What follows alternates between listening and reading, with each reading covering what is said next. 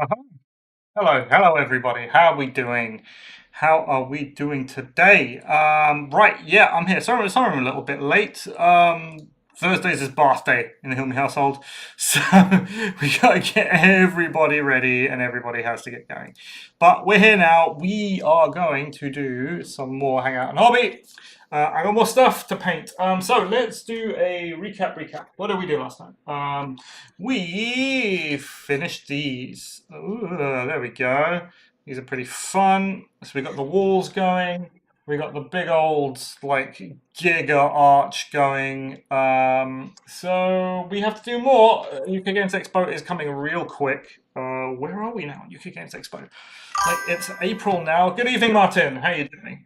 Yeah, it's April now. So we got until the end of May, and I need to finish this terrain. I need to figure out what I'm bringing because I have no clue whatsoever. But let's get this terrain done in the first place. I'm kind of hoping, fingers crossed, that Games Workshop is basically going to pull their finger out and come up with like a surprise banlist errata, whatever, very soon. So maybe that will help me decide. If not, I have more than enough warbands I can be getting on with. Right, but what have I got? I got a tree to do. I may do the tree. I've got these pieces, in fact. I think I'm going to do these pieces. Let's get all the green out the way so it's done, and I don't need to think about it. Then I'll probably tackle the tree. My tree recipe is grey, lots of grey on the tree recipe. So that should be fine. And then I will handle the bamboo last because you know what? Everyone hates the bamboo. My God, I can do without it. So let's start. Yeah, this is fine. This is fine. I'm not going crazy. Yeah. So as always, if you guys have any Warcry, anything really related questions for me, let me know. I will answer them. And the ropes, yeah, a ton of ropes to do. So yeah, let me know. I will answer them to the best of my ability, and I will harvest this content forever because you know what, Games Workshop ain't putting out stuff, so I have to magically. What is wrong with this paintbrush? This is a very stiff paintbrush, so I have to magically get something out of my ass. Basically, that's where we are. But what have I been doing? What have I been doing the last couple of weeks? It was Warhammer World. I went over to Warhammer World. I think it was like last Friday or Friday before, something like that. We did pretty well. We went 4-0 with Skaven. That was pretty nice. I managed not to win the thing despite not losing a game. I came seconds to Toast, who did really well, actually. Toast went with Soulblight Gravelords. I went with the Skaven. He managed to get first place without me losing a game, which, you know, I'll take that. I'll take that as a victory because it's his time. He's played in enough events. He needs to he needs to win something himself, and he managed to do that, which is good stuff. But yeah, the Skaven they did all right. You know, I say all right. They went 4-0. They did well. I'm like I brought the version of Skaven that I brought was with not Skabic, the other one. The Resurrecting Claw Pack. I can't remember the name off the top of my head. The Resurrecting guys. So I brought that. It was like 10 guys, a lot of resurrecting tricks in there, a lot of like interesting little abilities in there. But what I took instead of taking Skabic is I took a Rat Ogre. And the Rat Ogre, it was Rat Ogre with gun. And the idea was I go in there, have the gun, shoot things, basically shoot chaff, essentially, knock the chaff out, and then that's basically the end of their story. And then everyone else should be able to run around, I should be able to resurrect, do all sorts of fun things. I was thoroughly disappointed with Rat Ogre with gun. Like, the amount of points you dump into it, you would think that it's actually really good, and then you look at its stat line and it's like, oh yeah, 2 shots, but whatever. Strength 5, you don't need to give it the strength blessing. with a 3/6 damage profile. It's got an ability that allows it to shoot again, which is great considering that most of the time it's going to be unwounded because it's not in combat with things. So you're basically going to get a free shot off. You're going to have 6 shots at strength 5 doing 3/6 damage. And on paper, it all sounded wonderful. But in reality, it just wasn't that good. It spent most of the time kind of failing to kill things.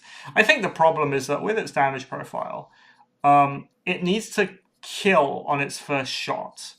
And if it doesn't, it might be killing on its second and third shot. But if you're dedicating a whole, like, what was it, 260 points? I think you're dedicating 260 points just to kill a chaff model to go up in action economy. I don't think that that's necessarily worthwhile. I mean, stats wise, it's the same as a Slan, sure, but ultimately it's not. It's just not pulling its weight for me. I feel like there's a lot better ways to spend the points in Skaven. Like even like a meaty like melee rat ogre would have done better. And I didn't specifically want to take a melee rat ogre because everyone is, and it's like, you know, okay, I'm going to show that other things can do well.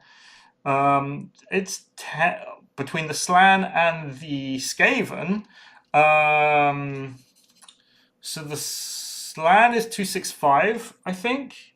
Then you need to pay 15, 20 points, however much it is, to get the Strength Blessing. And the Skaven is like 240 with the gun. Yeah, exactly. So it's like 240 with the gun, but then you got to pay for. You don't have to pay for the Strength Blessing. You don't have to pay for anything. So it's basically just 240. Yeah, the Slan gets another shot off its basic attacks, but having that extra shot versus having to put dice into getting an extra shot is just better, and like the Slan can kind of bully things away. I don't know. It's just something that I prefer, really. So yeah, I think melee Roger would have done better, most definitely, 100%. Because I could have just pushed it into things and just watched things melt, even without pack masters to give them the bonus attack actions, right? Like their actual stats are good enough. Or maybe even something like a Storm Fiend if I want a bit of bulk in there. I know Rat Ogres are just better nowadays, like more efficient, but there is still something to be said for having a Storm Fiend. I played with them once and they were pretty good. So yeah, next time, if I ever bring Skaven again, I don't necessarily know if I would. There's another kind of list that I want to test out, which has Skabic in it instead, and like a whole bunch more guys. So we're looking at like 11 dudes. But it kind of has the same issues as this list does. So maybe one day I will play Skaven again, but it's highly unlikely, let's put it that way. There are plenty of other warbands I want to play without having to double up on Skaven. Evening Cash, how you doing? So yeah, they did well, obviously. Went 4-0. I can't complain. But it's just some notes from the event. Yeah, so that's basically what I've been doing. Rest of the time I've been spending where? I was out in the Cotswolds recently. That was interesting. Like in the middle of nowhere. My dog, who is like a mix between an Afghan hound and a Cocker Spaniel, managed to escape from the cottage that we were at, and he managed to run down a herd of deer, which was fun.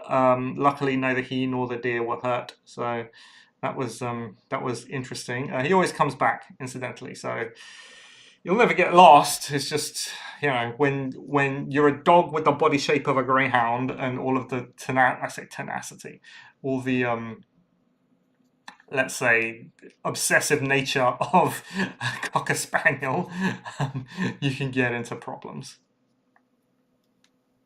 Right, so yeah, this is what we're going to be doing this evening, right? I want to get all the green, at least all the base like color down for the green. Greyhounds do get like, yeah, greyhounds are kind of the problem with greyhounds is that they're kind of dumb. I know what. All right, they're not dumb. It's just they are independent hunters, right? And this is what some people don't think about when they buy dogs. They don't think about what the dogs are bred for and what kind of personality traits that will give to the dog. So, for example, Dachshunds, right? Sausage dogs. Um, People say, oh, they're naughty dogs, they bark at a lot of things. Yeah, they generally get into trouble. But then you've got to think about what Dachshunds were designed for. And it was to go down rabbit holes, to go down badger holes, and basically flush these animals out. So they're massively independent hunters. So yeah, you have to kind of expect this independent hunter of a dog to go and do independent things and like kind of just go off by themselves, really. But people don't expect that, and it's kind of stupid. We want to use them as like lap dogs and like toy dogs, but they're not. They're serious hunting dogs. But anyway, that's my rant about dog owners. Right. So anyway, what was I saying? Yeah. So these things. We're gonna get all this down. We're gonna get all of the core down for the green that we did last time. If it's dry, I will get that white dry brush on there. Maybe get some layers of green on there. We'll try and do the tree. See how that is. I've been distracted recently. Today, a fantastic game has just come out called Blueprints, which I have played a couple of hours of so far. It's great. It's basically game of the year for me. So I've been playing a lot of that. Incidentally, if you guys are interested in Blueprints and seeing me play this game, I do have the Off Meta Gaming YouTube channel, which is basically just like a whole bunch of clips of me playing games and stuff. But I'm going to be doing a full series on Blueprints. It's great stuff. So maybe, if I finish all of this early and I'm a good boy, I'll get to play some of that later. But painting first, which unfortunately is a chore for me because, you know, as we all know, I kind of hate painting. There we go, very nice. But yeah, as always, if anyone has any Warcry Games Workshop or adjacent questions of anything really for me, let me know. I will answer them. If you don't, I will continue to speak into the void about anything and everything that I can. Interesting thing, I say interesting, it's interesting for me. I finally got around to improving my lighting system over here. I like have a proper key light now, which works good. So hopefully we should be able to see better quality videos going forward, and I won't just be super blurry depending on what time of day it is. So I'm excited for that. It's something that I've been meaning to do forever, and yeah, YouTube paid out. So time to upgrade the videos. Trying to keep on my promise to reinvest the cash back into the channel to get better stuff out.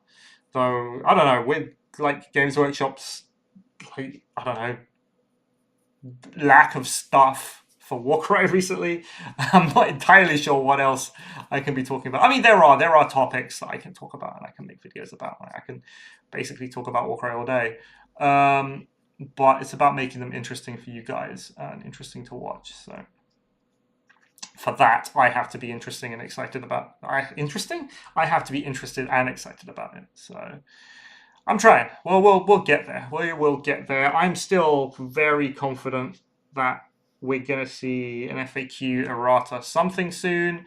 So that will give everybody things to talk about. So not just me. There'll be a glut of Warcry content, and then hopefully we can shut those people up who keep saying, "Oh, Warcry is dead." I heard from my cousin's sister's uncle's former roommate who works in a Games Workshop once that it's going, because ultimately Games Workshop people don't know. It's only sales people know, and they're not saying anything. Martin, when I got into Warcry, it felt like there was something new every month, and it was a worry keeping up. Yeah, exactly, right? That's it. A lot of people complained that they couldn't keep up with the rate of Warcry releases. And now that there isn't that much stuff, and we can all like get around to doing things like this, and painting our terrain, and painting one of the 57 warbands that we might have to paint, people are complaining. Like it's kind of ridiculous, if you ask me. But is what it is. So There we go. Ian, good evening. Question for you. Which warbands lend themselves mostly to be kit bashed and customized? For me, Warcry is all about hobby and narrative. You can do it with any warband, really. Like, if we talk about hobby and narrative, and I do this all the time with my warbands, actually. Hunters of One-Chi are a good example. Not so much Nighthawk because I love the base models. But I've got a whole bunch of stuff over there in that cabinet, which is basically things that look like things that aren't things. So as long as you can come up with an idea and a narrative theme, and the miniatures that you're using to represent or to kit bash or to whatever kind of broadly represent what they're supposed to be in terms of weaponry and playstyle. I think playstyle is probably the most important thing, right? Because we're not going to have, oh, here are my Stormcast Eternals that happen to, I don't know, be super fast and super numerous just because that's how it is, right? Like, thematically, you've got to think, all right, what is my warband going to do and how would they do it? And then you can pick, because there are so many warbands, you can, there's basically a play style for everything. If you want like a control-y warband, you can build it. If you want a fast tricksy warband, you can build it. So I think thematically, you can kind of go whatever you want. In fact, I've got a thing. Let me show you what I've been messing around with. Paints. Let me show you what I've been messing around with. Where are they? Here. Okay. So this Evening Summer Studios. Well, welcome. So this, all right, is, we should know what this is. This is a Blood Bowl werewolf, right? And Games Workshop do very few werewolves, I must say. But the ones they do are usually pretty good. So I've been messing around with the Blood Bowl werewolves. If I can get this in focus possibly and in the middle of the screen. This way. There we go. Cool. So Blood Bowl werewolf.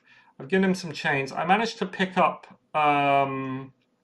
what model is this from? So there it is. Perfect. In Stormbringer, there's the Sumpdrek. No sound. No sound. No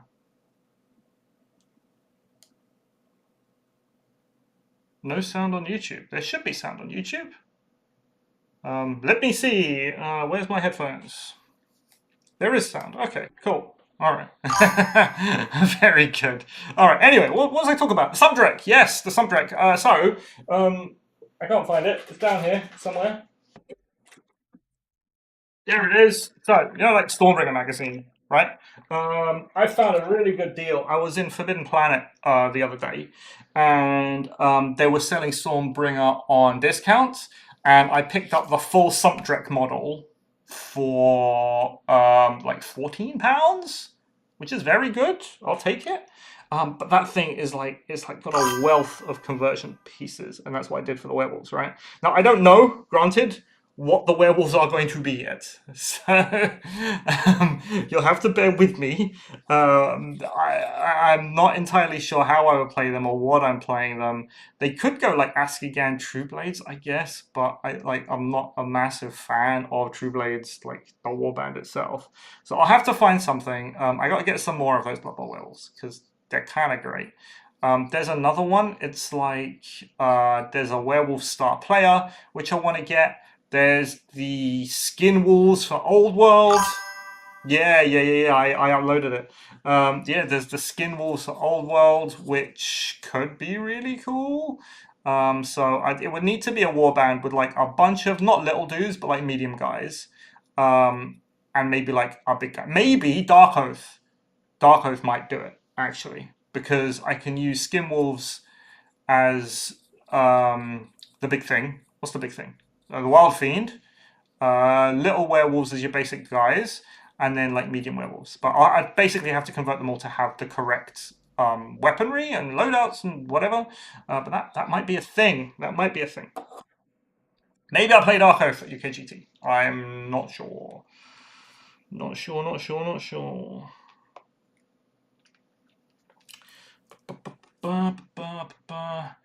So yeah, hobby and narrative, you can basically do anything. You see, Wilderhawk Hunters is now sold out online and not temporarily out of stock. Really? Really? Wilderhawk. Sorry, let me look this up because I have not seen Wilderhawk Hunters Warhammer. They are sold out online. That's weird. Okay, well, I mean, I know that the World Cup Hunters are going to be reboxed into the new Spearhead. Um, they're going to be in the new Cities of Sigmar Spearhead, so that might be a thing. They're just taking all their World Cup and then like dumping them into those boxes to try and sell them. So that totally might be a thing, even though I think that Cities of Sigmar Spearhead is actually pretty bad, apart from the World Cup Hunters, because all you really get is like a bunch of Fusiliers. You can get the Ogre, I guess, and the Ogre's pretty neat. The Ogre's pretty fun. But yeah, it's interesting about World Cup Hunters. It'd be interesting to see the other Warcry warbands actually, what's going on with them. Because I know the Hunters of Wanchi is going to be in the new Seraphon Spearhead. But then again, like what they put in those spearhead boxes is kind of weird. Like I always thought that those spearhead boxes were for basically miniatures that they couldn't sell. So they would lump them together and then at like a discount and then sell them like that. Like that's what I always thought the spearhead boxes were. Like the army boxes are most definitely like that. But then like the Ironjaw spearhead came out, which is like the perfect core of an Ironjaw army, like in general. But yeah, it's weird. And yeah, I've just checked the hunters. Okay, hunters are still there. All right, cool. So it's strange. I don't know what Games Workshop are doing. They just want to sell more miniatures. They want to sell more miniatures. I mean, those spearheads aren't going to be out for a few months anyway. Norska Warband is Dark Oath Warband. Oh, you totally could.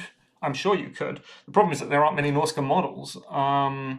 There were very few released for Old Warhammer Fantasy at the time, and they're all like old and busted now. There was like Boris on a bear, is that right? And then there was an Ice Queen on top of that, and then there were, I think, was it Knights? I can't remember. I really can't remember. Like it's years and years and years ago now. that was. Or is that even Norska? Or am I thinking of something else?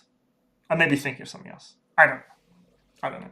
But yeah, like I think if you're just looking at Dark Oath as an example, um, there's a whole wealth of conversion opportunities within Dark Oath, right? You can basically, because they kind of have a bit of everything. They got little guys, they got like leaders, they got horses, they got horse leaders. They got like a weird monster. You can bring dogs if you wanted to as thralls and allies. The scope for Dark Oath is kind of massive, so like that would be a great conversion opportunity if you wanted to a Dark Oath warband. Kislev, is that what I mean? That is what I mean. Kislev, yes. Thank you, Dominator. Kislev is exactly what I mean. Which one's Norska? And Norska, like the wild men from the north thing. I can't remember. God. All right, my Warhammer Fantasy knowledge has like gone downhill recently, like massively, just because I haven't kept up with it. Like my Warhammer Fantasy knowledge is like circa 1990s, I guess.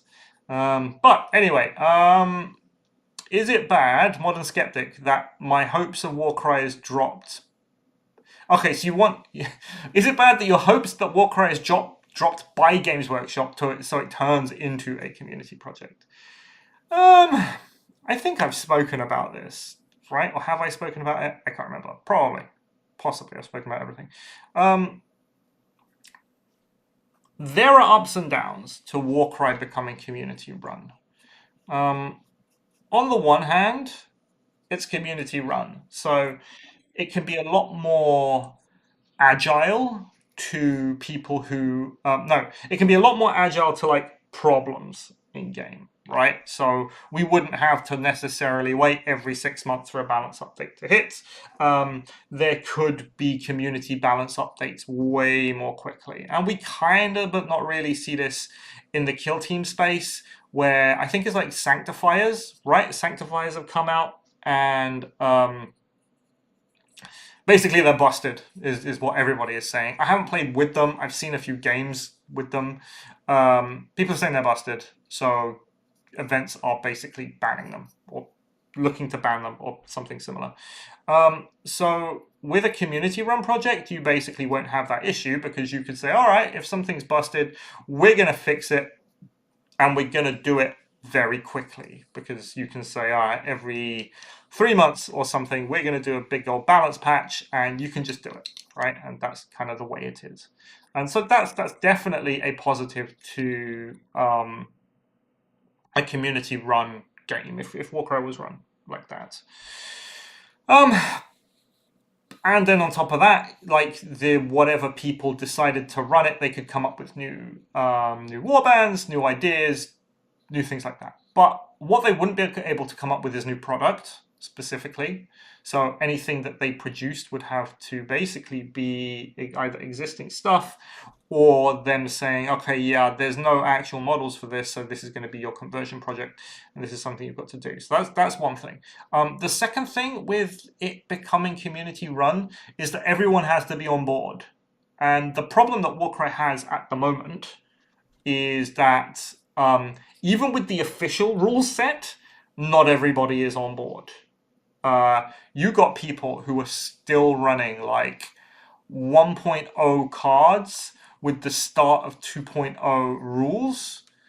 And like they're not using any updates, they're not using any erratas or anything like that, right? And that's with like Games Workshop is in command of this, like in command of Warcry today, and you have people playing like that. So convincing people to move into a community rule set where not everybody's on board in the first place, I think only serves to fracture the community. It'll basically turn into a here's what's happening at events, assuming all the TOs are on board with this, by the way, and then here's how everybody else plays. Which becomes a nightmare, an absolute nightmare for pickup games. You can't just go somewhere and go, okay, yeah, we're going to play Warcry today, and then you turn up with your warband, and it might be like 3 editions of community rules out of date. And then you just go there, and your opponent's like, well, we're using this rule set, and you're like, I've never heard of this rule set. What's that about? You know, that's kind of the main problem. Whereas if you have a company like Games Workshop behind it, at least you can go, well, these are the most official rules. They're here on the website. And if you do have something you do have for Games Workshop, is that everyone basically has to get on board. If you want to play in like events and whatever, you're going to be using the most up-to-date rules. I think that's basically the biggest hurdle that a community-led enterprise would have to, I think, getting new players into the game. Because if you have a game that's detached from Games Workshop, you basically don't have all of the what is it called? Advertising. You don't have just the passive advertising that Games Workshop gives you. Even if Games Workshop aren't making the game anymore, or they aren't actively supporting the game, let's say, the mere fact that it's a product on their website and there's a Warhammer community page on it and there's articles you can go back and watch, etc., etc., that's huge for a game. And my biggest worry by it going into community territory is that it'll just like kind of fizzle out and die. And it has been done. Of course, it's been done. Blood Bowl was basically community run for a long time. Yeah, Blood Bowl was basically done as a community project for a long time, and they managed to keep it alive. And Games Workshop picked it up again, and it's alive again, and they're going. But I don't think that Warcry has that same like critical mass of players to want to keep doing it. Like personally, okay, and I live and breathe Warcry as it is, right? The only time I get to play Warcry is at events. The only real events that I get to go to are Games Workshop run events up at Nottingham, because they do one once every 3 months, right? or 2 months, 3 months, whatever. Yeah, we got Dimitrios, who's doing fantastic work with UK Games Expo, and he's doing stuff with Tabletop Scotland and all sorts of things. But I would probably stop playing the game if it was dropped by Games Workshop and went into community only, because I wouldn't have that space to play, because the events is basically where I play, if you get me. So that's basically that. Yeah, talking about that, yes, Cash. Sorry, JBase, I will get to you about Warcry appropriate terrain, I promise. But this is kind of a segue into something something relevant to what I'm just talking about. So Warhammer World, the next Warcry event, I spoke to them. I spoke to the TOs up there at the last one. Like I said, I was just there a couple of weeks ago. Great time. I gave them fair warning that there was going to be an event at UK Games Expo. I also told them that LGT was looking to do an event, and I said, whenever your next event is going to be, don't overlap with those two. So they said, yeah, that's fine. It's unlikely that the next Warhammer World event would be until sometime in August, basically, is what they said. Whether that happens or not, I don't know. That's just what they told me, which kind of makes sense, because they've just done 3, and then it'll be another. Well, they've just done 3. They've just done 2, and then another 3 months time, they'll do another one, right? So probably around August time, August September. That's when we can expect. So yeah, JBase, got any advice for making Warcry appropriate terrain? Massive arts and crafts stockpile. Okay, so the thing about Warcry as a game, in terms of the terrain that you want it to be dense, for one thing. But that's not about making terrain, that's more about how you set up boards. But it wants height, it wants verticality, it wants things like platforms you can jump up onto, things like ladders that you can clamber over, bridges that you can clamber over. I think for all its faults, Heart of Gur, the terrain set, I think in terms of what you want out of a Warcry board for terrain and height and like things that your models can get involved with, I think that's about right. So if you wanted to do Ruined City terrain, for example, make sure it's on multiple layers, make sure there are walkways in between the buildings that you can go across, just to make things a lot more interesting. Because I mean, a lot of the game, even if you play it competitively like I do, a lot of the game of Warcry is like theatre of the mind stuff, where there is narration going on, and you do want it to be interesting. You don't want it to be boring. So yeah, making it interesting to play on, and interesting so that warbands who have the ability to use the terrain really well, things like Corvus Cabal and Hunts of Huanchi and all these slippery warbands that want a lot of terrain and need a lot of terrain, can do it and can use them. That's my biggest advice. So height and detail is basically it. So less 40k terrain where everything is big blocks, and more Warcry. Necromunda style terrain actually really works. They've got the ash waste terrain. You've got like the hab blocks and stuff like that. There's a lot of verticality to it. Walkways, gangways. Like there's a lot of interesting places that your fighters can go. That kind of thing. If you wanted to use that as a template, that's what I would go for. Fallout Boy, what in my opinion are the best warbands? Well, it's not my opinion anymore because they've basically been figured out. Best warbands in Warcry is kind of it's a bit of a misnomer, right? It's a bit of a misnomer because it's not about having the best warbands. It's about it's about what the best archetypes are, and how you build your warband towards those archetypes. And there are a few different archetypes that happen to be very good, and there's at least one that happens to be not very good. So for example, very large swarms is an archetype, and there are a few warbands that do that very well, like Tarantula Spruce or like Gravelords, all these guys, they do that very well. And if you play towards that archetype and build towards that archetype with your warband, you will generally have a good time. The only thing that doesn't really work is kind of this middling, mid-range style build where it's just a bunch of medium dudes.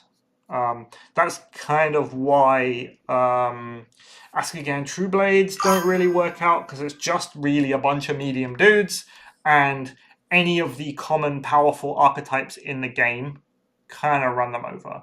Another popular archetype is, we heard people talk about it before, right? Tools and smalls. Yeah. So big guys and little guys. The big guys do the smashing, little guys do legwork. If you think about the warbands that can do that very well, we're talking about ogres. They can do that very, very well because their tools are the tallest. They have gut lords. Gut lords are great. Ogres in general are pretty good. So ogres do that very well. Recently, iron golems have like come back in a big way, and iron golems are like making a splash again. The reason being is that they have ogres themselves, right? They got the ogre breacher, and it's much cheaper than most other equivalents, and they can kind of do that tools and smalls build, and they can do it effectively. So yeah, just look out for those different archetypes, and I talk about them. Where do I talk about them? I'm pretty sure I've done a list about them. I've done a list. I'm pretty sure I've done a video about it. I've done like videos on blooming everything now. But it was Dan Salty Sea did a very good video talking about the meta and what kind of warbands are very good and why they're very good. Shooting, for example, is another good archetype, but only if your shooters are good enough for it, right? It's just like spamming out Wildercorp Hunter with twin crossbows, for example. So yeah, build towards that, and generally you will be fine. Even if you're not the best warband, like in terms of fighter quality and fighter efficiency, as long as you build smart and you make sure that your warband is built to do a thing and to do it at least reasonably well. I mean, Dan basically said that I managed to win Warhammer World with like the 7th best Swarm warband, which is probably true. But the idea was you built Tarantulas Brood to take advantage of what they do best, which is swarming the board with spiders, and they also fit into that extremely large archetype range, right? So that's what you do. You build your warband smart, and you'll be able to do it. The Morpack are the best in your opinion. Yeah, Morpack are fun. They're not the best. They can't be the best because they can't pick up treasure. Thank you, Games Workshop, for that. But they are fun. They will do what they do. Morpack are one of those warbands where if you're playing in like a one box versus one box scenario. Have I finished all this? I have. Very good. Is this dry? Yeah, dry enough. Cool. Yeah, Morpack are one of those warbands where if you're playing in a one box versus one box scenario, you're basically either going to have the tools to beat them or you're not. So they are very polarizing, and they are also the kind of warband that the mission selection will basically decide if you win or lose that game, right? If it's treasures, you will lose. If it's objectives, you're likely to lose because you're only really going to be looking at 5 guys out the box. I don't think they can hit 6 out the box. They might be able to, but maybe with like just normal ogres, they can do that. What do I need? I need Drag Rush. Big old Drag Rush.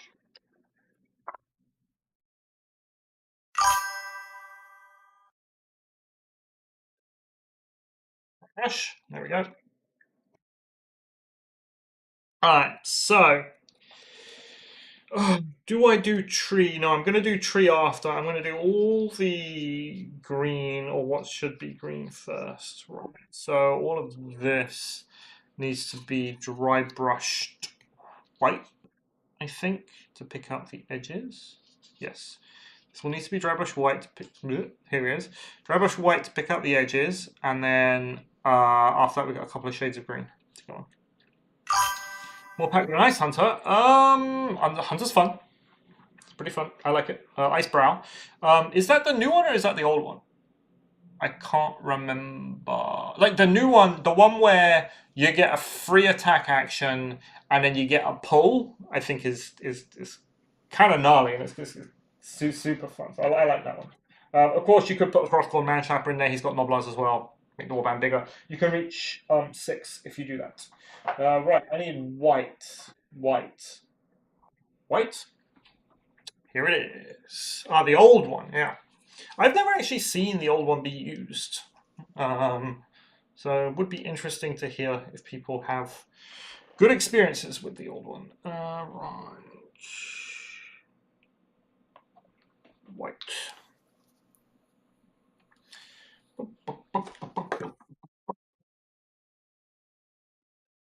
I need something to clean my brush on. What is this?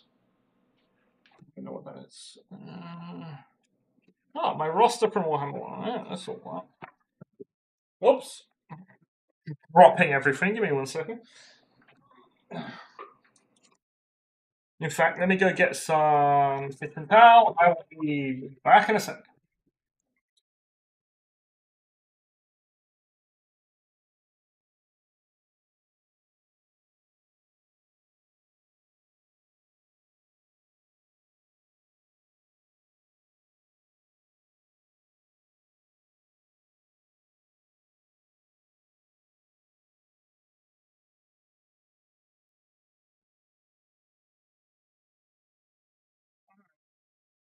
Getting back into this. I've got like stuff in front of me, green screen behind me, paint down there. There we go. All right. Right. We are going to dry brush. Don't need this anymore. Don't need that anymore.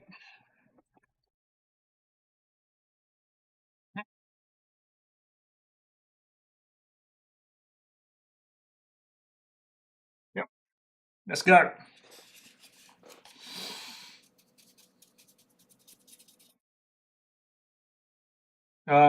But yeah, so that's it really. You want to build towards the archetypes, and there are some warbands that can do that better than others, unfortunately, and it just is how it is. But that's how it is in any Games Workshop game, right?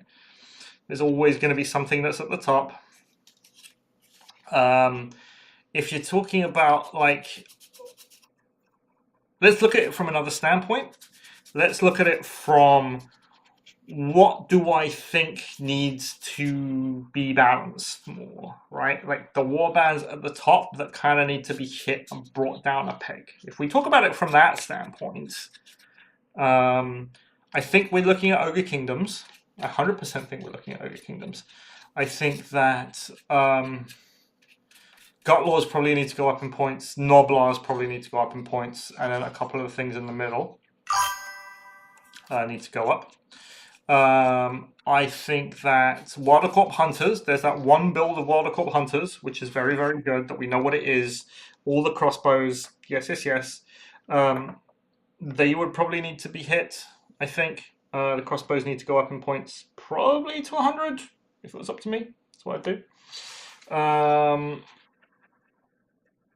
If we are talking about, I think Dispossessed are in a really weird spot. Is that their ability is game-breakingly powerful. I'm talking about Over My Dead Body, the one that allows them to count as more guys. Like that's game-breakingly powerful. If you play into any kind of objective mission, like they win hands down. But they all pay through the nose for that ability because it is so strong. So if you were to nerf that ability, that everyone will need to get cheaper because they're currently a bit hands. So that's kind of weird. But at the moment, they are definitely on the top there in what I would call one of the best warbands. What else? Skaven, I think. Skaven are definitely up there, especially with the battle traits. Skaven would want to get hit. Probably, I think Skaven are probably a contender for, I want to say, the best warband in the game. Why? Because I think, despite not being actually, like, mechanically the best warband in the game, what they have is so easy to use that anyone can kind of just, like, pick up Skaven, run two Rat Ogres, a bunch of 70-point guys, and expect to do reasonably well. I think their skill ceiling is extremely low, and people can do very well with them. So yeah, Skaven for that reason. I would hit Rat Ogres personally. Rat Ogres and Pack Masters is what I would hit. Out of that a lot. You think the Fire Slayer Warband? You've been listening to Toast, haven't you? The Fire Slayer Warband is good. Vulcan Flame Seekers, right? They are good. They are still up there for one of the best one-box warbands that you can buy. I think it's them and Crawlboy's Monster Killers, I think, are both in contention for that top spot in terms of like what you can build out of one box. But the problem is they don't do all that well into this current meta where you've got a lot of big smashy things, a lot of gut lords, and lots of like this meta that we're in, the big super smashy meta. They do really well into elites, but into like you throw a titan at them and they kind of just fall over. They don't do enough damage to be able to take down something like a gut lord quick enough. And that's why they really suffer. But were the meta to change, then definitely I think they could come back in a big way. It's just at the moment they're kind of not doing it for me. Well, it's not for me. They're kind of not doing it in general. Yeah. Right. Try and brush this. So we've done 3 pieces. Right. What's dry out of this lot? You are still wet. You are still wet. Currently, yeah, Heinz D, yeah. Hrothgorn's fun, I think. He's a guy that you kind of have to build your warband around, though. Right? You say, this is Hrothgorn. I'm going to use him, and everything that I'm bringing is to support him. I don't think you can just slot him into any old random warband and he'll work. Like he'll do what he does. Like you put him and Quiv in, and they'll be fine. But especially after the points changes, Quiv has just become expensive. So yeah, he's basically a build around now. That's your opinion, not Toast. Yeah, well. Everyone likes what they like, right? I think Fire Slayers definitely, they can go 3-1, right? I've said this 1,000 times. Basically, any warband can go 3-1, build them properly, and go there, they'll be able to do it. Especially in, I don't want to say a softer meta, but like in a meta that we have, where not everyone is just out to go, oh yes, I'm going to bring the best thing because I need to win, and this is the best thing, so I'm going to win, right? They can do it. They can go 3-1. Easy.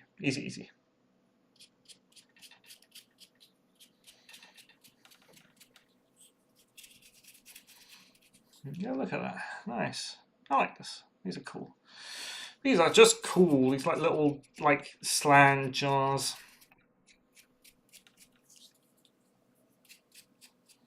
Get all the detail in there. More slang jars? This is wet. Don't be wet. No. Dry enough. Alright.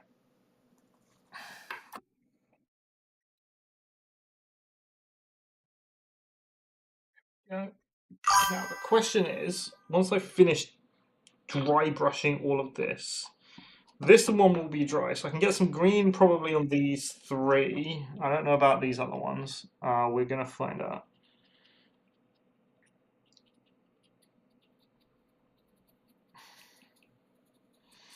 Yeah, we really need to get these done. Always impressed by my pace. I managed to do the gold bits on a single prosecution last time. Yeah, like, look, I've said it. I don't like painting. So I just go like every technique is just to go faster, right? It's just to get models done and to get models looking decent, right? I don't want like I like having nice looking models on the board, but I don't like painting them I don't have the time or the will to paint them to look nearly as nice as I would like them to look. So, we cheat. We use all sorts of techniques to try and get us there quicker. Yeah, I think these three are not going to dry, so they are going over here. These, however, I can put some green on. This tree is gonna probably be one for next week also. So let's do this. But yeah, if I finish all the green from here, that will basically be it. I've got like nothing else to paint. I might build that sump drake, actually. A little treat for myself. Build a sump drake. We'll see how it goes. I don't have any more werewolves either to build, which is kind of sucky. The problem is, like, there's werewolves. Right? I want the skin wolves, but they're like 56, 58 pounds or something for 3, which is kind of ridiculous. I was looking at, so I've been looking at the Middle Earth strategy battle game recently because I used to play the old one and I remember really enjoying it. And people say that the new Middle Earth is a real cool game. Like it's not balanced. All right, like there are armies that are blatantly better than others. Like I was fun, it's actually funny story. While we were at Warhammer World, there was the Middle Earth strategy battle game grand finals. I think it was. It wasn't run by Games Workshop. It was like run by third party. And what you can do is you can go to Warhammer World and you can rent out the space, rent out tables because they have a lot of tables, so you can do it. So that's what they did. That was there. The amount of 5 eagle lists I saw was kind of crazy. And so if there are that many eagle lists, that kind of tells you what the competitive, like, balanced state of Middle Earth strategy battle game is. But despite that, I enjoy the game. I think it's really cool, and I've been looking at it. And I've been looking at doing an Angmar list. And Angmar has werewolves in it, and I'm kind of on a werewolf thing at the moment for some reason. I don't know. I have modeling wise, I have fads, and they come and go. Like Amazons was a whole thing for a while, and everything I did was converted out of the Blood Bowl Amazons. Any green. So yeah, that was a whole thing. And I thought, yeah, Angmar has werewolves. That's real cool. Then I looked at the price of those Angmar werewolves for 2 of them, and I was like, well, I'm obviously not doing Angmar werewolves anymore because these are ridiculously expensive. Greens. What greens did I use? I don't actually remember. Troll green? How green was the green that I used? I remember there being a darker green. Um,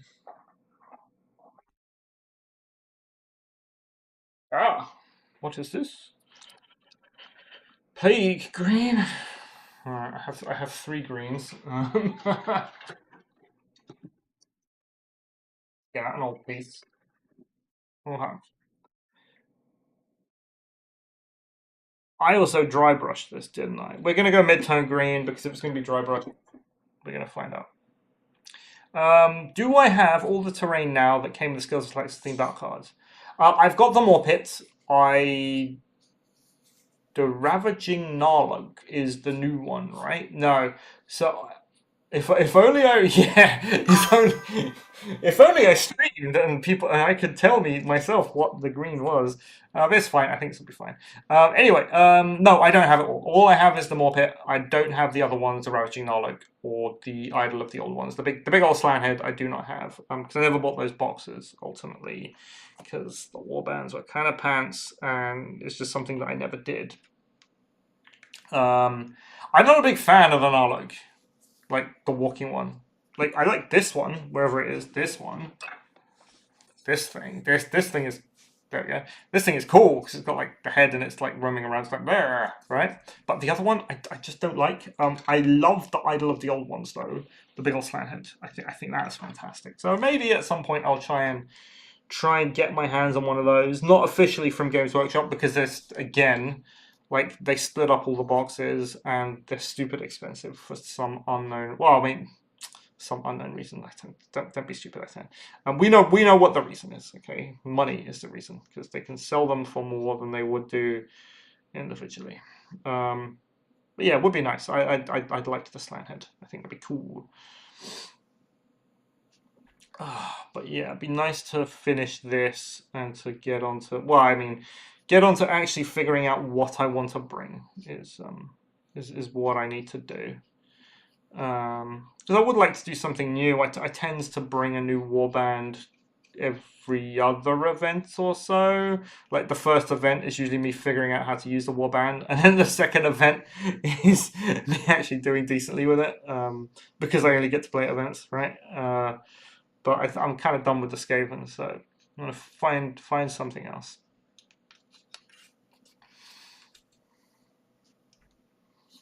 There we go.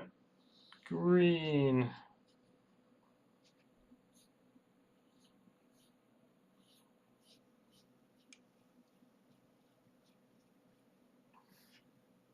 I mean, it's a green. Is it the right green? Possibly, maybe. I want to say yes, but I can't say yes because I really don't know. There we go. This side.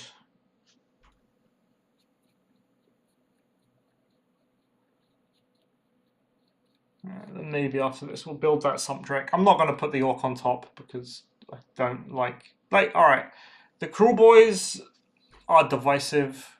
I happen to be in the camp that likes the Cruel Boy models. I like some of the Cruel Boy models. I think they're cool. It's just I don't like all the Cruel Boy models, and the guy on Sumptrek, I could do without it, right? I like the Sumptrek model. I don't like the guy on it. Let's put it that way. So maybe I'll make him without. Go green. Very good. Very good.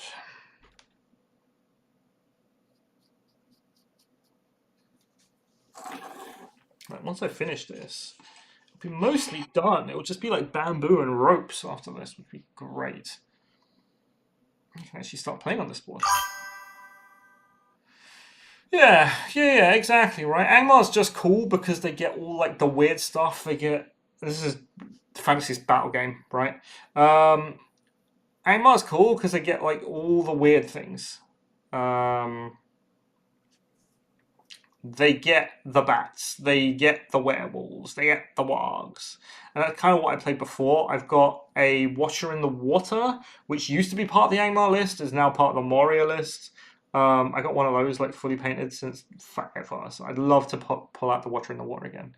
I think he was pretty fun.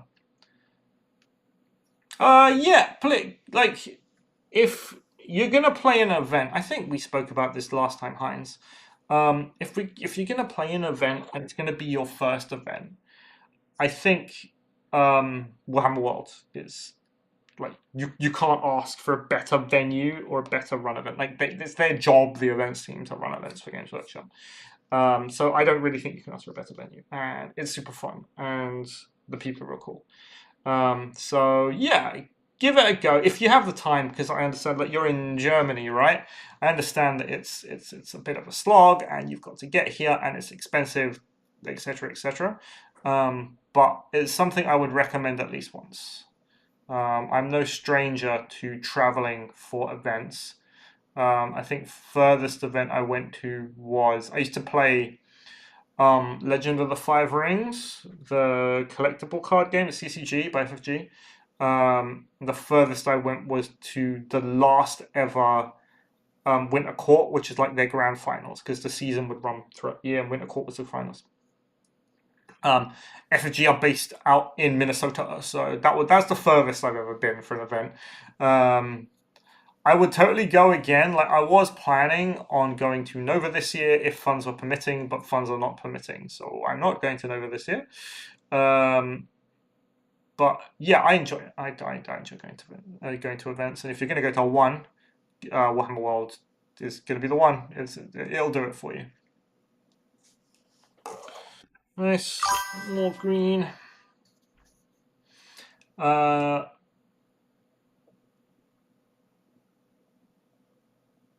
Come to Warsaw. Yeah, 17th of May there is Warcry happening, and it is new player. Yes, most definitely. I actually had what did I have? Cash, was it you? I think it was. It was you, yeah. Sorry, I lose track of everybody like that sends me messages. I get like hundreds of messages on Discord and whatever, so I kind of lose track. Yes, yeah, Warcry is totally happening. I would go myself this year, but time is not permitting, and again, funds are not permitting. It's one of the problems having like a 3-year-old at home is that if I want to go. It is you, yeah, it's totally you. Sorry, my biggest, deepest apologies. Yeah, if I want to go to an event, it's something that I have to kind of plan almost a year in advance with my wife to get babysitters, to get like the dog sorted out and all sorts of things. Because I think it's a bit unfair for me to go, oh, by the way, darling, I'm off. Goodbye. Have fun with the baby and the dog this weekend. Like, I don't have the flexibility I used to have, unfortunately. Where it's like, oh yeah, this weekend we're going to this event, and next weekend we're doing that one. Yeah, maybe next year. Maybe next year. We'll see. Fingers crossed. Like I said, funds permitting. I gotta like get life in order first, and then we can sort all that out. But yeah, give it a go. Real cool. What's the tolerance for pace of play, analysis paralysis, and forgetting things like damage rolls on fails, etc.? So we're talking about our Warhammer World, right? So Warhammer World, the nice thing is that it's got a real mix, actually, of players. It has very experienced players that go. I want to say something like 20% of them are like proper. We're going to build our list. We're going to do this. We're going to do that. And we're going there. We're building with intent, is what I like to call it, right? You build your list properly, you practice with it, and you go there with a view that yes, I'm playing in a tournament. I'm going to do this. Then probably half are like, okay, I've got my Age of Sigmar army. Warcry is pretty cool, so I'm going to use stuff out my Age of Sigmar army, maybe an ally, something like that. And then the rest are people who just want to play for fun, right? So one box warbands, maybe an ally that could be pretty cool and pretty thematic, something like that. So there's a real mix of players and there's a real mix of skill levels. Though I have seen recently, like the skill level in Warhammer World that has shot up recently, which is something I'm happy at. That's real cool. Yeah, that's shot up, and the quality of the lists, even if they're not like super super sweaty lists. They're still good, and I'm having a hard time, basically. So people are getting better, and I think it's pretty cool that people are enjoying the game and people are playing the game, basically. And I will always advocate for going to Warcry events because they're not like, in my experience, they haven't been like Age of Sigmar 40k Warhammer Fantasy old style events, right? Where those games are big enough that if you are going to one of those tournaments, like you have to go there with an intention to win because otherwise you're going to get rolled. That was kind of my problem with Big Hammer, like all forms of Big Hammer, really, because I don't get to play as much as I would like to and I used to. I just don't have the time to practice for it. So I could totally do what I do with Warcry and then build a list and then just like turn up and go in there with the theoretical knowledge of how to play it and kind of do decent enough.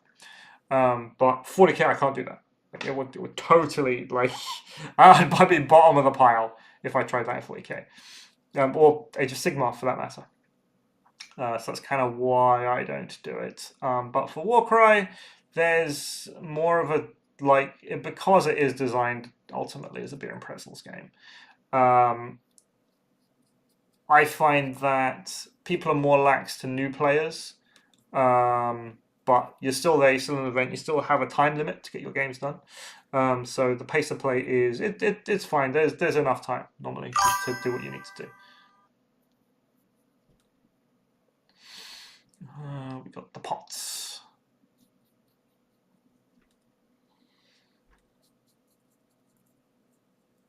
There we go.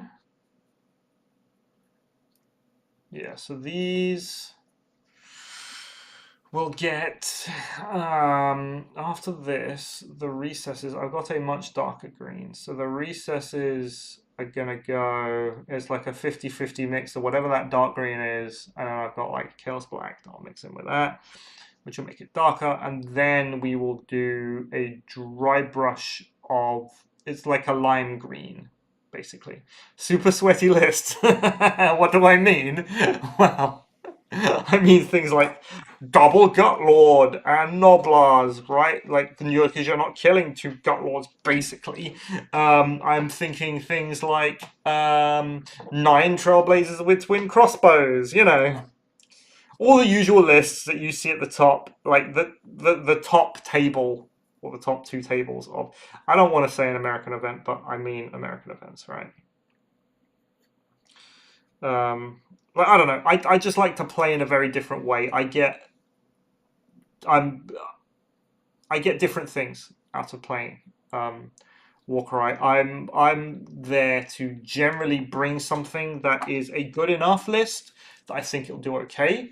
I like it to be thematic. I like it to be very focused in what a list does and how it does it. But I'm not necessarily interested in just bringing the best thing because it's the best thing. So, for example, spiders. For example, right? Tarantulas Brood. I could have run Soulblight Gravelords. They are a better swarm list than Tarantulas Brood. For all intents and purposes, numerically, statistically, everything, etc. But I wanted to play spiders, so I play spiders, basically. And that's kind of the long and the short of it. It's the same thing around Hunters of Wanchi. I wanted to play them for the longest time, and I did play them, and I really ground out the games for Hunters. Even though people said that they weren't that good, and as a one box, they aren't that good, and yes, they have their flaws, but there are things that they do, and there are things that they do well, and that's what I tried to build towards. So it's more about proving that, yeah, these lists have the chops to make it, without me going, okay, I'm here to, like, I go, right, I'm here to win this event, right? But I'm not here to win this event just by virtue of having the best list, right? It's weird. Call it ego, call it whatever. If I can win by being the best player, I want to win by being the best player, not necessarily by being the best player with the best list, if you get me. It's weird. It's weird. How long have you been painting Talaxis terrain? This is only like the 3rd session, but the thing is, the Talaxis terrain, you get 2 of everything in the box, right? You've got the big pieces and then you've got the little pieces. So this is my 3rd session. So we're in what? We're an hour in, let's say. So 2, 4, 5 hours I've been painting Talaxis terrain for. But we're getting there. We're on the home stretch, right? It's like this green, there's a little bit more green, there's one tree, and then there's a bunch of bamboo, and then that's basically it. And then we're done. Oh. Then we're done. Then I can paint something else. But now, this, I need to just leave to dry, right? So I cannot touch this. Now, it reminds me of the boxes of your own on painted terrain. Yeah, exactly. Right. I would not be painting this terrain if I weren't doing a favor for Demetrios and getting more terrains for terrain boards for UK Games Expert. Let's put it that way. I wouldn't even bought this terrain if I was doing that. But I am, so I'm doing it. I said I'd do it, so that's what we're gonna do. There we go. Right, so I basically have to leave this just to dry. Where's my thing? There's my thing. So perhaps we can build something. I might build that soundtrack.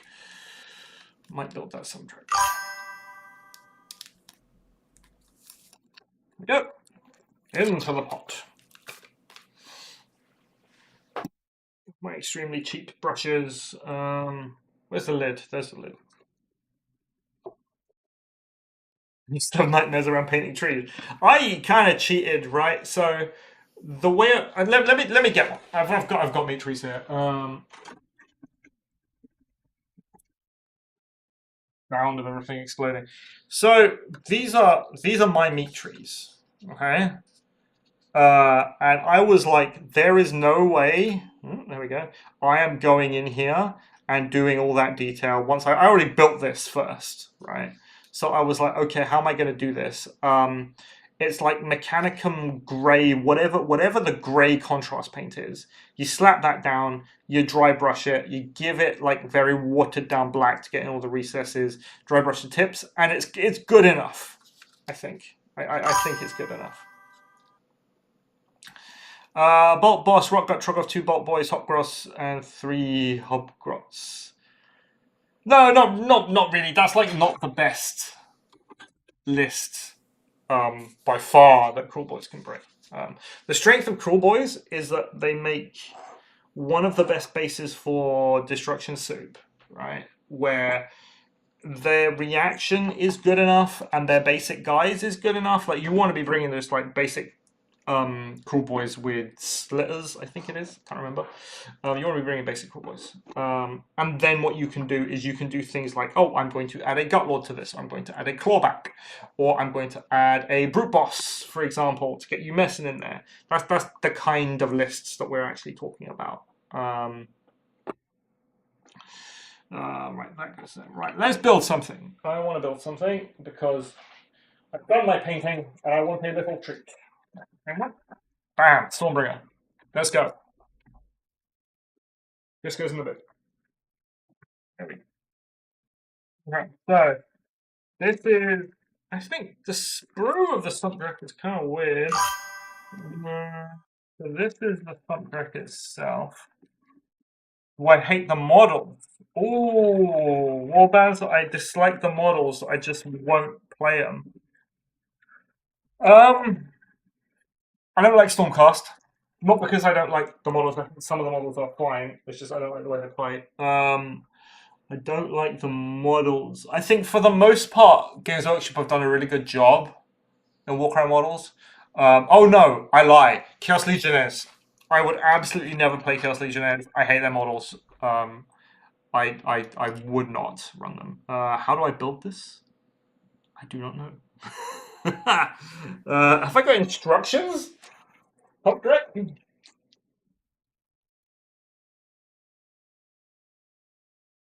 Right.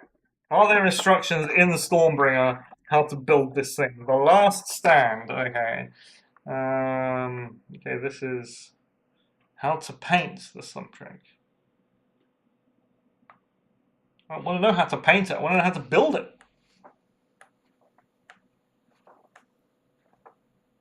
Swamp for Suntrick.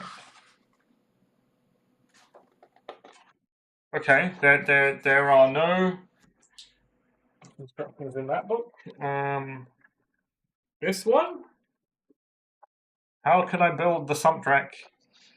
Tell me. How to build. Oh, here we go. How to use glue. I don't care about the boss. I want the Drek. Slop Claw. Okay, Drek it is. Yes, I would never play whatever I just said. I'd probably also not play Cool Boys.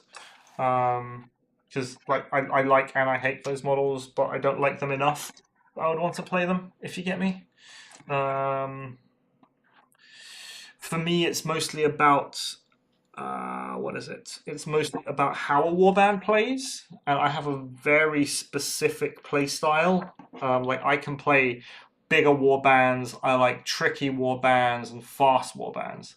So a lot of those like smaller, slower warbands don't really do it for me, which is why I don't like to play them. Even like Wildercorp Hunters, right? I took Wildercorp Hunters to two events, I think, and I did reasonably well with them. But for me, they played too much like slow Hunters of Huanchi.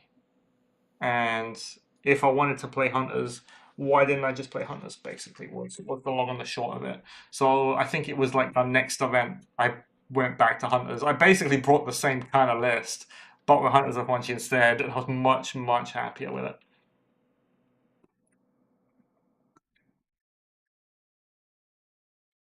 So 27, 29, 28. This is 28. Okay. I was kind of hoping that the Sumpdrek and the guy on top of it was separate enough. He's got like a hand, like a grabby claw.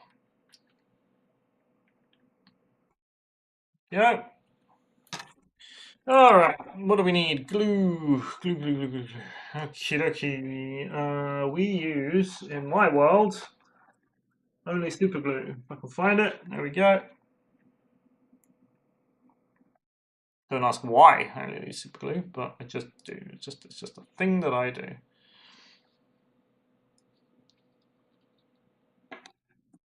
Um, what? Am I about to find out why Games Workshop basically gives this model away? Does it not does it not go together properly? Okay.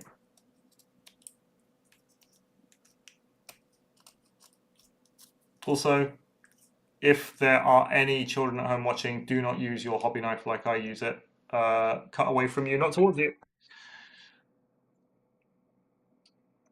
There we go, and there we go. Very nice. Cool. Do I have to? Yeah, I have to because this is the actual chest of the model. And so it goes like this, and then it goes like. You're not supposed to. I always cut towards me. Yeah, I know, I know. Especially when using like hobby thing, but yeah.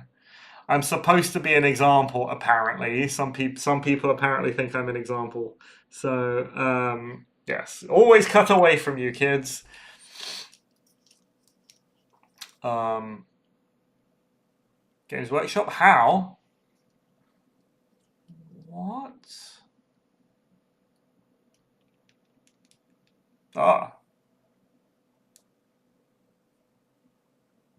oh my God. Oh my Jesus. All right, cool. Um, yeah, I think we found out why Games Workshop gives this model away in Stormbringer magazine. Because it's going to be a pain to build. No normal person can build this. Right, so you see this, it's got like little tiny ridges. So what we can do...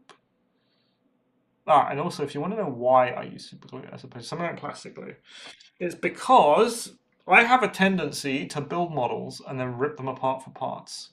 And it's easier to do that with super glue. What you can do, a little tip for people, if you want to take your super glue models apart more easily, why doesn't this go together? Come on, I'm trying to give my tip, and this isn't going together. If you want to take your super glue models apart more easily, what you can do is put them in the freezer, and then the glue has a tendency of going very brittle, which makes it easier to pull apart. I'm not saying it's easy to pull apart. I'm saying it's easier to pull apart. There we go. And yeah, so basically I pull apart models all the time to push into other models and push into conversions, which is why I use super glue. So I'm about to give my Wilder Cup to a woman I may or may not fancy, as she showed interest in painting some of my models. Should I put them together before I give them to her? Okay, if it's her first experience with the game, right? And you think that what she would most be interested in is painting models, then I would put them together, right? I would build them and then say, okay, well, this is what we're going to do. This is how we're going to paint them, right? Because no one ever paints great the first time. It doesn't really matter. But this whole building palaver, which could take ages and ages, like if you want someone who's interested in painting to get into the hobby to paint, you don't want to have them spend 2-3 hours building building stuff, right? First, before you get into painting. If painting is going to be the part of the hobby they're going to enjoy, get them painting. So build them for her, basically. Have her paint some of the dogs.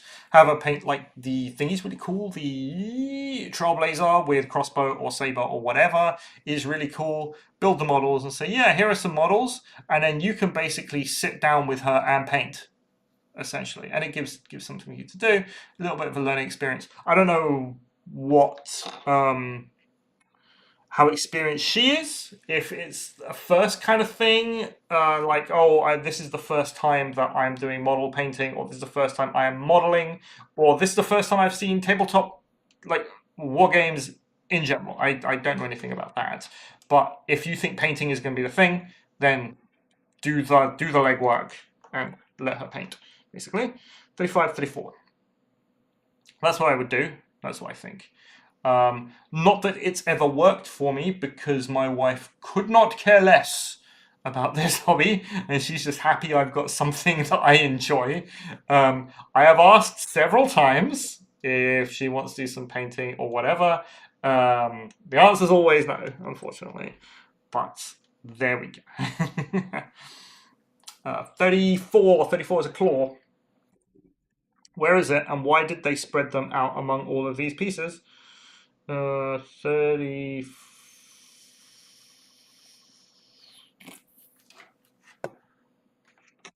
My wife describes painting as wholesome. She doesn't know the law, yeah. Well, the law's not for everybody, let's say. And I'm coming from a time of Liber Chaotica. This is what Slanesh is really like. That's the time that I'm coming from. Which we might take a look at in a little bit. I have one of my prized possessions is a copy of Liber Chaotica, and some of the stuff in there is wild. What they were doing in the 90s would not fly today. But I think my favorite, just as a tangent, I think my favorite book that Games Workshop has ever produced is Monstrous Arcanum. That's a good one. That's a really good one. For you guys who don't know, Monstrous Arcanum was released at the end of Warhammer Fantasy, where Forge World were basically doing a whole bunch of different monsters, kind of just because they could.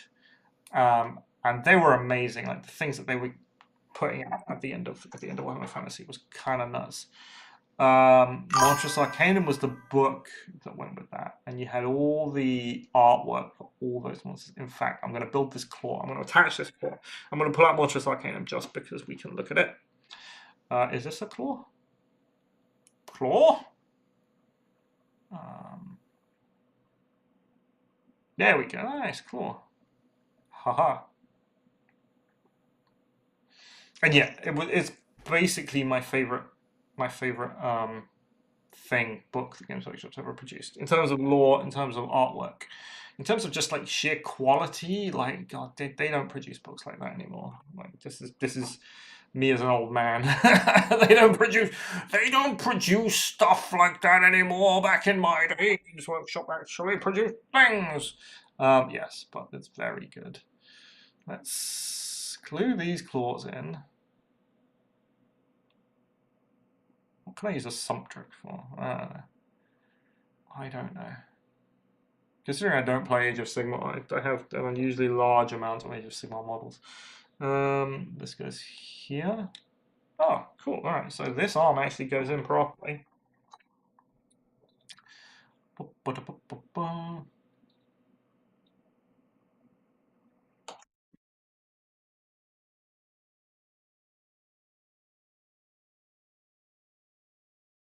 He says, and then it doesn't go in properly. That's funny. Oh no. Ugh. Come on, Games Workshop. Work with me. This is another problem I have. Okay, me complaining about Games Workshop time, right? Since Games Workshop moved to 3D modeling design, right? They do it all in CAD, and then they use CAD to chop up the models. and then they put them on the sprue, and that's how they design it. What that means is that you've got really, really strange, like, connection points on these models where they go together to hide the seams. Whereas before, I have a Warfight Dragon, by the way, just saying. Whereas before, things would be hand sculpted, and I swear the way they went together was a bit more intuitive. But that's just me. Give me a second. I will get Monstrous Arcanum and we can have a look.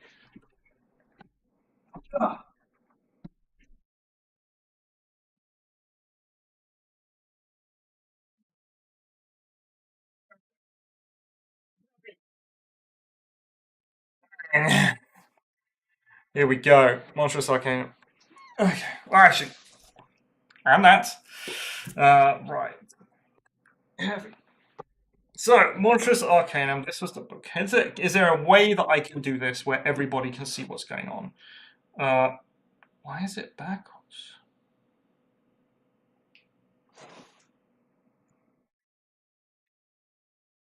I don't know.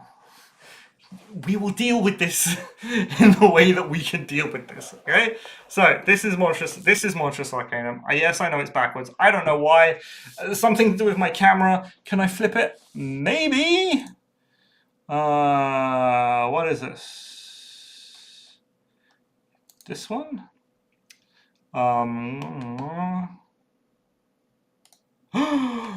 Amazing. Okay. Here we go, Monstrous Arcanum, right? So, this was the book that they produced. It's an old world book, so you gotta bear with me. I also have... This doesn't help me at all. That's what we're doing. Ooh. Ooh. Oh, that's better. Yeah. Kind of works. Not really. Haha, perfect. Okay, we can see now.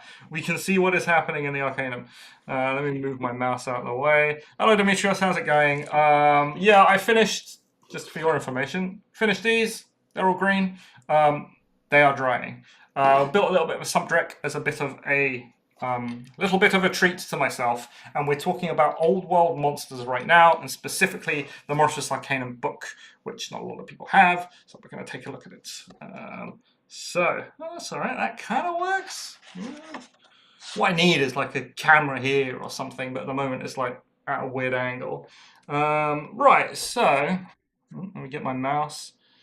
Here we go. So, the idea was that this went with Storm of Magic. Storm of Magic was another thing that happened at the end of freezing eyeballs. Yeah, you're up in the mountains, right? Yeah, so Storm of Magic is another thing that happened at the end of Warhammer Fantasy. It was basically magic everywhere, monsters everywhere. People get to use what is it? People got to use like really powerful spells. So depending on what faction you were, you had an entirely new spell list, and spells were really ramped up during that. And this was kind of produced at the same time, and it kind of went with that. So there's all the other monsters. All the other monsters that it goes with. So there was a lot of story that went with it. Scrolls of Binding, right. So Scrolls of Binding, this is where they were talking about how you get the monsters. Some magic weapons, but let's get into the actual, like, you've got stuff like this, which is great. Games Workshop doesn't do this anymore. My head is in the way. My head is in the way. Can I do this so it's easier for you? Yes. Pop. There we go. Perfect. All right. Yeah. So you got stuff like this, all the anatomical diagrams of all the different monsters. Kind of great. And so there were monsters that Games Workshop produced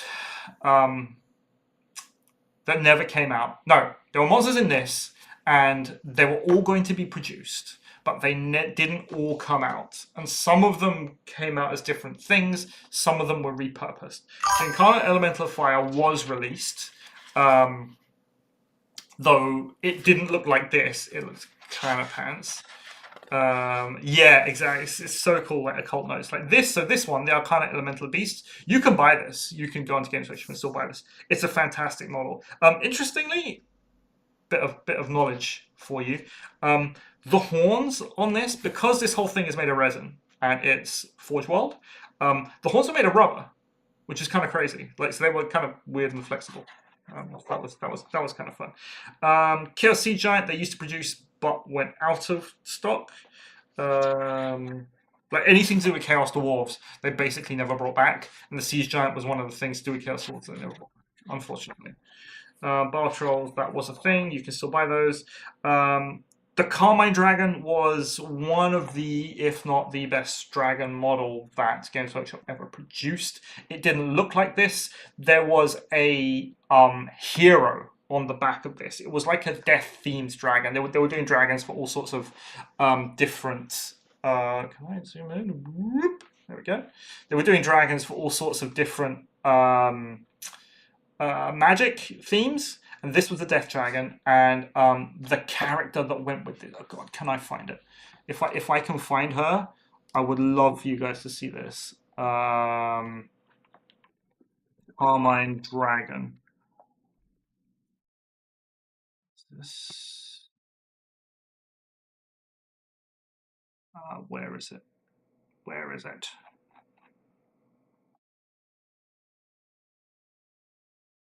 I can't find it. Okay, it's somewhere. Look for the Carmine Dragon. There was a character on it. Really, really cool. Right, so you got the Carmine Dragon. You got the, let's zoom out just a little bit, the Toad Dragon. So this thing, there was back in the day for Warhammer Fantasy, there was a book about. It was called Tamarkan. Was the name of the character in that book. And Tamarkan was a demon prince of Nurgle. But the demon prince was like a maggot, and what he would do is he would possess different characters. And Tamarkan at the time had two profiles. There's one for him possessing like a normal man-sized thing, and then Tamarkan himself was possessing an ogre. And the ogre would ride the Toad Dragon, and it was kind of crazy. It was insane. Can I Fireborn? Again, we're talking about Chaos Dwarves. They never brought them back. Maybe they will at some point. I don't know. Could I destroy it? Right. The Could I destroy is interesting. This model. So Games Workshop used to do. There was a thing they used to do called Games Day. Ooh, can I bring this over here so you guys can actually see? There we go. So they used to do a thing called Games Day. And at Games Day, they would have the games designers come on and show models that they were producing. And these models could come out like a year in advance, 2 years, 3 years, you would see them. But you'd know they were coming. The Kadai Destroyer was one of them, and the model was absolutely gorgeous. You can find this on Thingy. You can find this on, what's it called? Google it, right? You'll be able to see what the model of the Kadai Destroyer looked like, and eventually they just got rid of it. Because Chaos Dwarves kind of died with Warhammer Fantasy. Yeah, maybe. There are rumors that they are coming back to Age of Sigmar, which basically means that this entire range would come back, and maybe they eventually release this model. Like, I want them to release this model. It was great at the time. It was really, really good. What else we got? Bell Taurus, again, to do with... yeah, see you, Martin. See you later. Again, Chaos Dwarves, Bull Centaur Render, all this stuff. The Kadai Destroyer is playable. Yeah, exactly. It got into Total War 3. And I think that's where like you get a lot of Age of Sigmar players who came into the game because of Total War 3, basically. And there's a lot of stuff in there that you just basically don't see anymore. So hopefully they bring all this stuff back. Colossal Squig, which we know about. This they never released. The Incarnate Elemental of Death. And it really annoys me that they never did. Because, wow. I really love this model. Let's zoom in. Look at that.